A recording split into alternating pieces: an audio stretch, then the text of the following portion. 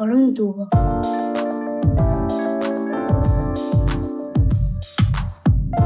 Bienvenidos a Medicina por un tubo, el podcast de Roche España en el que tratamos de explicar de un modo sencillo los avances más complejos en el mundo de la investigación médica.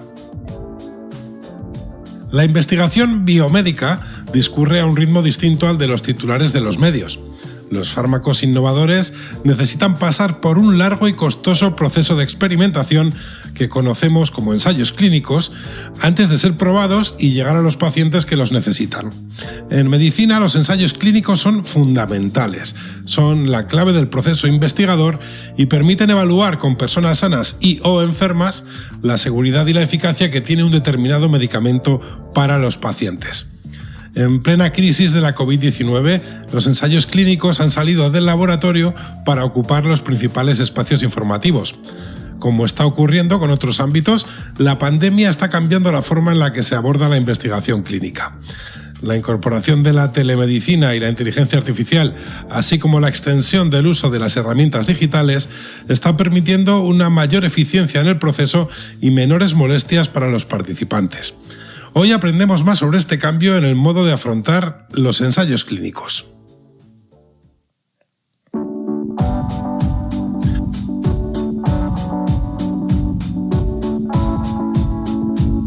Que hablen los que saben. La doctora Mercedes Serrano del Hospital Sant Joan de Déu es experta en biomarcadores digitales en el diagnóstico y pronóstico de enfermedades raras. Conversamos con ella para entender el cambio que están experimentando los ensayos clínicos en plena crisis. Doctora Serrano, ¿qué tal? Nos gustaría de entrada que nos explicara un poco qué son los ensayos clínicos y por qué son tan importantes en todo el proceso de investigación médica. Pues los ensayos clínicos son la forma que tenemos los médicos, los investigadores clínicos, de saber si una intervención que hacemos funciona o no funciona. Es decir, son importantes porque están diseñados de una forma que utilizan el método científico, es decir, que tenemos una hipótesis de que algo puede funcionar, ponemos toda una metodología que está diseñada para probar esa hipótesis y después tienen toda una evaluación estadística que nos dice que lo que resulta de esa intervención no se debe al azar, sino que se debe directamente a la intervención que hemos hecho. Es decir, es la forma de evaluar realmente de forma científica y de forma segura que un fármaco o que una intervención terapéutica, del tipo que sea, funciona.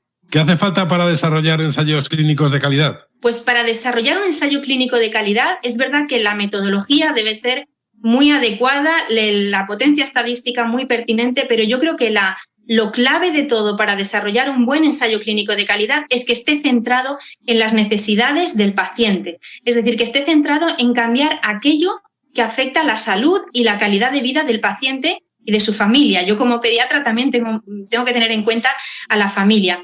Por eso hay unos marcadores que se llaman los PRO, los Patient Reported Outcomes, que serían como los objetivos que quieren los pacientes alcanzar con las nuevas intervenciones o terapias que nosotros les proponemos en los ensayos.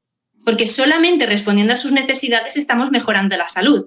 A veces a los médicos nos obsesionan parámetros que luego en el día a día no tienen tanta importancia y sin embargo otros, como por ejemplo el sueño o la conducta, que son muy importantes en enfermedades raras, como por ejemplo en el síndrome de Angelman, pues esos parámetros de conducta que alteran toda la vida de esas familias durante todos los días de la semana, a veces son muy importantes. Y si nosotros guiamos nuestros ensayos precisamente a ese objetivo terapéutico que es muy relevante y muy importante, creo que estaremos haciendo ensayos de gran calidad.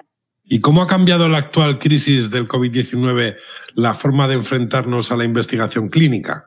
Bueno, lo primero que hemos tenido es que se ha detenido un poco toda la investigación clínica porque, bueno, cuando hay una urgencia, la urgencia es prioritaria, pero todo esto en un momento de tanto estrés, pues realmente ha pasado en un segundo plano. Pero es verdad que lo vamos retomando y que desde luego los investigadores estamos haciendo en casa pues todo lo que es análisis de datos, publicaciones científicas, colaboraciones en grupo, o sea que realmente ha cambiado hacia una vertiente diferente. Por ejemplo, en enfermedades raras tenemos muchos grupos de trabajo internacionales donde nos vamos contando cómo el SARS-CoV-2, el COVID-19 está afectando a cada grupo de pacientes y compartiendo datos a una velocidad que es trepidante y que realmente es maravilloso ver cómo hemos abierto esa otra faceta de la investigación clínica en red cuando no podíamos hacer otra cosa como la presencial. O sea que el teletrabajo ha afectado también a este sector en concreto. Yo creo que el teletrabajo ha afectado incluso para bien, en el sentido de que estamos echando muchísimas horas delante del ordenador y bueno, los ordenadores están echando fuego, ¿verdad? Porque estamos colaborando muchísimo y trabajando muchísimo, lo cual es muy bueno. Yo me adelantaría a decir que casi más que cuando estamos a lo mejor en el hospital, que tu actividad se diversifica un poco. Y como experta, ¿qué son los biomarcadores digitales y cuál es el uso en el ámbito de investigación clínica? En su caso, en el diagnóstico y pronóstico de enfermedades raras. Bueno, pues un biomarcador es un parámetro que nosotros podemos utilizar de forma objetiva para ver cómo estamos influyendo en la salud de una persona. Entonces, un biomarcador puede ser la frecuencia cardíaca, pero también puede ser el nivel de azúcar en la sangre. Eso es lo que llamamos un marcador biológico, un biomarcador. Los biomarcadores son muy útiles porque son objetivos, no se deben a la subjetividad de la persona o del explorador que está viendo al paciente. En ese sentido, todo lo que sean los avances digitales nos permiten recopilar gran cantidad de biomarcadores sin que ni siquiera el propio paciente, el propio sujeto lo tenga que subir a una plataforma, lo que genera una gran cantidad de datos que antiguamente tendríamos que evaluar de forma personal, pero que ahora mismo, pues gracias a las nuevas tecnologías, son muchos datos que podemos analizar de forma global, o sea, no solo uno, sino incluso cómo interactúan unos con otros y llegar a conclusiones mucho más ricas. O sea, que yo creo que es un avance muy importante a nuestro favor, al final de la salud de los pacientes, ¿no? Y de la evaluación de los parámetros de salud. Pues doctora Serrano, muchas gracias por atendernos.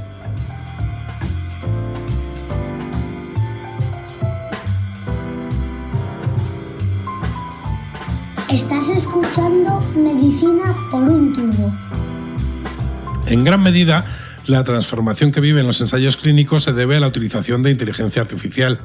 La doctora Raquel Pérez López, del Hospital Vall d'Hebron, es experta en la aplicación de inteligencia artificial radiómica en investigación clínica y diagnóstico de hepatocarcinoma. A ella le pedimos que nos explique qué posibilidades ofrece la inteligencia artificial para el desarrollo de los nuevos ensayos clínicos. Los modelos de inteligencia artificial abren múltiples y valiosas posibilidades a la hora de diseñar y llevar a cabo un ensayo clínico, optimizando los recursos y explotando al máximo los datos. Solo por poner un ejemplo, la inteligencia artificial nos puede ayudar a desarrollar algoritmos para prever qué pacientes tienen más opciones de que su tumor responda a una droga, o poder decidir más rápido si el paciente está respondiendo o no a la misma y, por lo tanto, poder parar antes tratamientos en caso de que el paciente no se esté beneficiando y ganar tiempo para probar otro.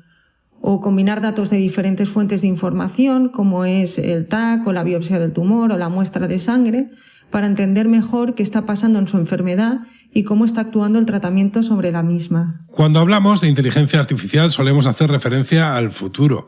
¿Es una realidad su aplicación actual en los ensayos clínicos? ¿Qué hace falta para impulsar su uso? Seguimos escuchando a la doctora Raquel Pérez. La aplicación de modelos basados en inteligencia artificial para seleccionar pacientes, identificar potenciales toxicidades o signos de respuesta, así como en estudios translacionales dentro de ensayos clínicos, son ya una realidad. Como en todos los ámbitos de la investigación, la colaboración entre expertos de diferentes disciplinas es la clave del éxito. El fin último de la investigación clínica es siempre el beneficio de las personas. Le preguntamos a la doctora Pérez por el impacto que el uso de este tipo de tecnologías en ensayos clínicos tiene en los pacientes. Los modelos de inteligencia artificial permiten seleccionar mejor los pacientes que han de ser incluidos en un ensayo y, por lo tanto, potencialmente reducir el número de pacientes que no se van a beneficiar del tratamiento en estudio, por ejemplo. Además, los ensayos generan gran cantidad de datos y la inteligencia artificial nos puede ayudar a analizar estos datos de manera más profunda, identificando patrones que tal vez se nos escaparían con los métodos de análisis tradicional. Finalmente, los objetivos del estudio se pueden evaluar antes y mejor y, por lo tanto, acortar los tiempos en ensayo, acelerando el tiempo entre el inicio del ensayo y que ese tratamiento o test se convierta en el estándar y llegue, por tanto, a la mayor parte de la población.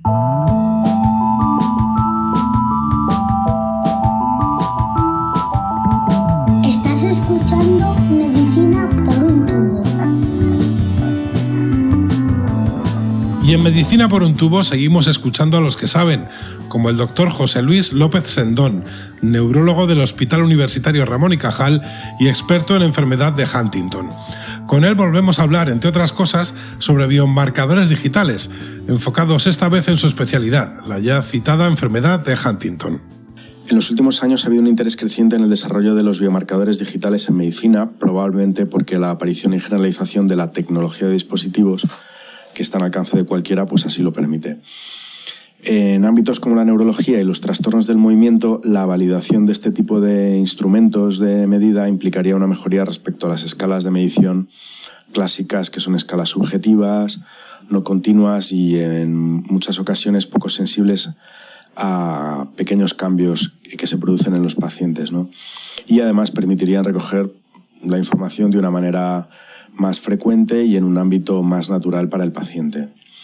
En el caso de la enfermedad de Huntington, estamos ante un reto futuro fascinante, ¿no? Que es el de desarrollar fármacos para sujetos asintomáticos. Dado el curso natural de la enfermedad, necesitaríamos muchos años para detectar un beneficio clínico observable, medible, con los instrumentos de medida clásicos, que son las escalas tradicionales, en este grupo de pacientes, ¿no? En ese sentido, necesitamos validar instrumentos que nos sirvan para probar la eficacia de fármacos, detectando cambios muy sutiles, probablemente indetectables con las escalas tradicionales, en fases muy tempranas de la enfermedad y evitar la necesidad de diseños de ensayos clínicos excesivamente largos que probablemente incluso llevarán décadas, ¿no? La aparición de nuevas herramientas promete acelerar los procesos en investigación clínica. Le preguntamos al doctor López Sendón por este tema para conocer el impacto en los ensayos que tienen como objetivo la enfermedad de Huntington. Con la irrupción de tratamientos dirigidos a enfermedades condicionadas genéticamente, se ha abierto un nuevo camino que antes no estaba ahí en la investigación clínica en enfermedad de Huntington. Estamos viviendo un momento de gran optimismo dada la aparición de estos tratamientos y hay algunas moléculas de las que podríamos tener resultados de eficacia en los próximos años y otras moléculas muy prometedoras entrando en las primeras fases de investigación clínica en ensayos de fase 1 que ya están dando resultados preliminares. Además de demostrar eficacia clínica, parte de los esfuerzos de los ensayos clínicos que se están llevando a cabo en la actualidad van dirigidos a detectar marcadores subrogados que nos permitan conocer mejor la enfermedad y entender mejor cómo influyen los fármacos que se están probando en los procesos biológicos subyacentes a la enfermedad. Actualmente estamos pendientes de validar la hipótesis de que el uso de terapias que disminuyen los niveles de huntingtina tiene un efecto clínico beneficioso para el paciente, como se ha demostrado en los modelos animales, y también de determinar si la reducción de niveles de neurofilamentos, que son un marcador de muerte neuronal, se traduce en una modificación del proceso neurodegenerativo que acompaña a la enfermedad de Huntington. Si este tipo de marcadores subrogados fueran eficaces, facilitaría mucho la posibilidad de acelerar el proceso de investigación hipotéticamente en los ensayos que se llevarán a cabo en sujetos asintomáticos y probablemente facilitarían también la aprobación de la indicación de estos fármacos en este grupo de pacientes. Y aprovechamos que hablamos con el doctor para preguntar también por el impacto que a su juicio está teniendo la investigación clínica por la crisis de la COVID-19. Bueno, en primer lugar habría que destacar que ha tenido un impacto directo en los estudios que ya estaban en marcha. Ha habido que replantearse en la continuidad o no de cada estudio, en cada centro y de cada participante, ponderando un poco la seguridad del paciente para acudir al centro frente a las implicaciones de salud que podía tener para determinado grupo de pacientes suspender determinados ensayos clínicos. Y ha sido una cosa que ha sido bastante compleja y ha habido que tomar decisiones en cuanto a seguridad de paciente y también de seguridad del personal investigador en términos de acudir al hospital, ¿no? Además, la pandemia va a tener un impacto en los ensayos clínicos que estaban en marcha en el sentido de que va a haber pérdida de visitas, va a haber problemas de seguridad de pacientes, se van a perder datos, va a haber cambios en la adherencia a determinados tratamientos y esto pues, va a obligar a implementar medidas y hacer cambios en los protocolos de los ensayos según el impacto que haya tenido en cada caso, ¿no? Es posible que haya algunos ensayos que haya que prolongarlos en el tiempo, algunos ensayos ha habido que pararlos y habrá que reiniciarlos, y la manera de hacer esto pues va a ser diferente en cada caso, ¿no? Por otro lado también yo creo que ha habido una parte positiva dentro de la crisis actual, que es que se ha puesto en valor la importancia de minimizar las visitas presenciales a los centros de investigación, intentando optimizar medidas que posibiliten que el paciente no tenga que venir al hospital, tanto realizando valoraciones telefónicas o por videollamadas, también optimizando la posibilidad de que el paciente realice tratamientos a domicilio, con infusiones a domicilio, y pues por ejemplo también facilitando envíos de medicación a domicilio, y probablemente en el futuro vayamos a ver cómo aumenta el número de instrumentos de medida que se validan para ser realizados a distancia, por ejemplo, escalas cognitivas, escalas motoras, escalas de calidad de vida, que probablemente no es imprescindible que se realicen de forma presencial, ¿no?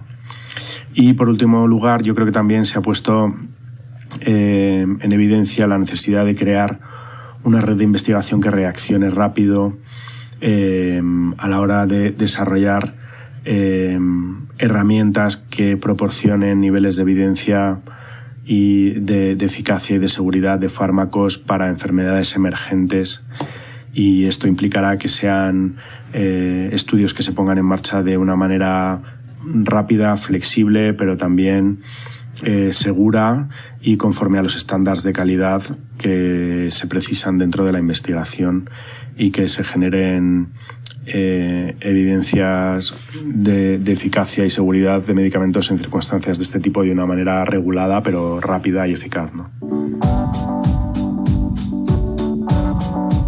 Estás escuchando Medicina por un tubo.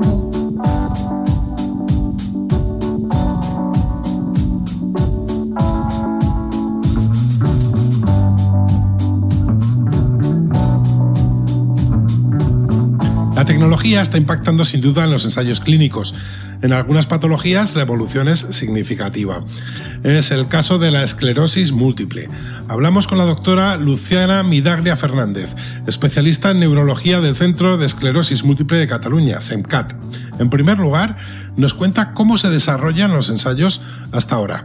Clásicamente, los ensayos clínicos en esclerosis múltiple utilizan como herramientas de medición del grado de funcionalidad la tradicional escala de discapacidad EDSS, acompañada de una batería de pruebas, el Multiple Sclerosis Functional Composite, que reúne un test cognitivo, un test de velocidad de la marcha, un test de destreza manual y un test de la vía visual. Su administración requiere de personal entrenado, de un espacio físico adecuado y un tiempo variable en función de la discapacidad del paciente, y que fácilmente puede superar los 30 minutos. A este tiempo debe agregarse la realización del EDSS, que en su versión completa incluye la valoración de la capacidad de marcha, lo cual implica la necesidad de un espacio físico amplio, no siempre disponible, y un tiempo adicional para nada despreciable.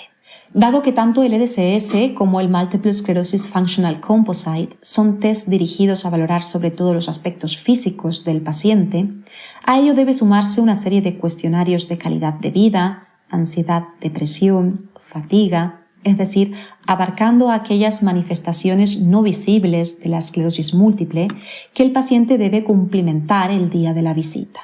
Aún así, habiendo conseguido realizar todas estas pruebas y explorar al paciente de forma completa, la realidad es que una exploración realizada en un momento puntual del día y repetida recién a los 3 o 6 meses en función del protocolo de seguimiento, no representa la situación funcional real del día a día de nuestros pacientes, quienes pueden sufrir pequeños brotes o fluctuaciones clínicas, así como una progresión lenta de la discapacidad, que no son capturables con estas exploraciones físicas en un determinado momento, sino que precisan de una monitorización continuada a lo largo del tiempo. Generalmente, cuando somos capaces de confirmar progresión de la enfermedad por un aumento objetivable del EDSS, nos encontramos que el paciente ya había manifestado cambios y experimentado empeoramiento en los meses o incluso años previos. Pero la situación está cambiando. La tecnología juega un papel determinante y puede impulsar el desarrollo de los estudios sobre esclerosis múltiple de un modo significativo. Seguimos escuchando a la doctora Midaglia. La tecnología digital podría dar solución a este aspecto, ofreciendo una serie de ventajas. Por un lado, el poder brindar una monitorización continuada en el tiempo permitirá la detección precoz de una recaída o progresión de la enfermedad, anticipando el momento de valoración o revaloración de la estrategia terapéutica y permitiendo que la acción o toma de decisiones tenga lugar en momentos más oportunos. Por otro lado, puede capturar datos adicionales a los tradicionalmente explorados, como información sobre la actividad social, la calidad del sueño, etc., que aunque no visibles también pueden impactar negativamente en la calidad de vida de los pacientes. El hecho de tratarse de una monitorización remota permite que el paciente, que suele tener una movilidad reducida, no tenga la necesidad de asistir con tanta frecuencia a las consultas. De esta forma, también se eliminaría el factor limitante del espacio y del tiempo y se reducirían los costes de la atención médica.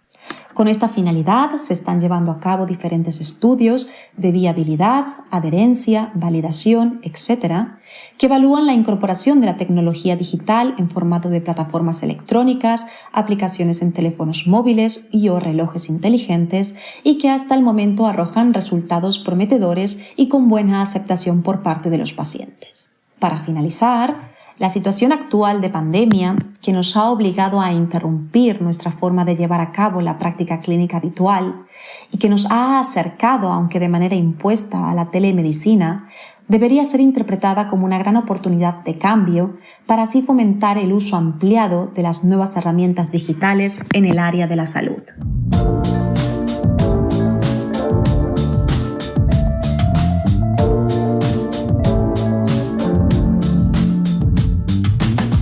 La innovación no es nada si no ofrece resultados demostrables.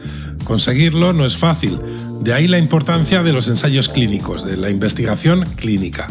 Durante la crisis de la COVID-19, estos ensayos han saltado de los laboratorios a los medios de comunicación.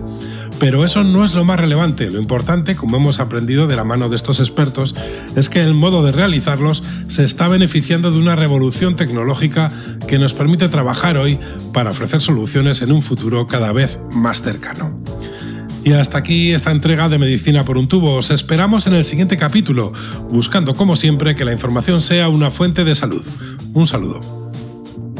Os esperamos en el próximo episodio de Medicina por un tubo.